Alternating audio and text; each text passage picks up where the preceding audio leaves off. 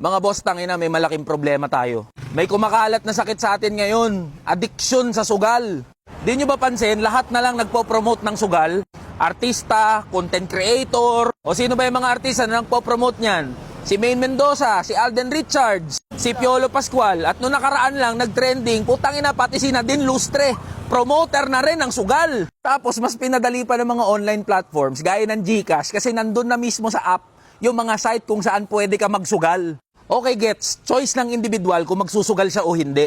Pero para sa gipit na ordinaryong Pilipino, talagang kakapit yan sa patalim. Sipin nyo itong mga boss, utang-utang ka. Kailangan mo na magbayad ng renta. Babayad ka ng utility, bill sa tubig, bill sa kuryente. Budget ka pa sa bahay, pagkain, pangpaaral ng mga anak mo. Talagang maghahanap ka ng easy way out, ng easy money. Tas makikita mo, madali palang kumita dito sa pagsusugal na to eh. Di magsugal na lang ako. Tapos kayo mga putang inang artista kayo, tsaka mga content creator kayo, in-encourage nyo pa na magsugal yung mga ordinaryong Pilipino. Di nyo ba nagigets yung power nyo na mag-impluensya sa isip ng mga follower nyo, tsaka sa mga nakakakita at nakakarinig, dyan sa mga pinopromote nyo na sugal? Mga boss, kasing lala na nga ng problema sa drugs. Yung problema natin ngayon sa sugal. Ilang buhay na nasira. Ilang pamilya na nagkahiwalay. Ilang appliances na ang naibenta o naisanla. Ilang kotse na naging motor at ilang motor na ang nahatak at ilang pangarap na ba ang nawasak dahil sa putang inang pagsusugal na yan. Kaya dapat imbestigahan ng mga taga-gobyerno yan eh. Bakit naging ganyan na lang katalamak